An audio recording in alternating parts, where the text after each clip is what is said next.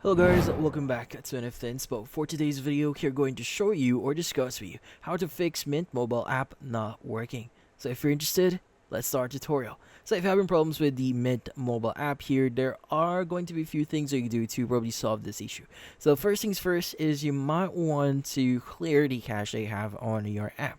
So clearing the cache actually clears out the temporary files, and sometimes clearing them up can solve a lot of issues. So in this case, you want to look for the Mint mobile here, press and hold on it, and click on the eye icon that you see here that pops up. Now, in here, what we need to do is we need to go ahead and click on the clear data at the bottom right of your screen. Click on clear cache and click on OK. Now, once we've done that, what we need to do next is we now need to make sure that we have the latest version of the app.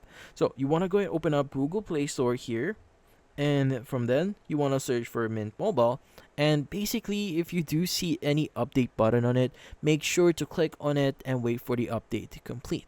Sometimes we just need to have the latest version in order for the app to start working, but in this case, that's about it. So hopefully this video was able to help you. Like and subscribe to NFT Inspo. Thank you for watching.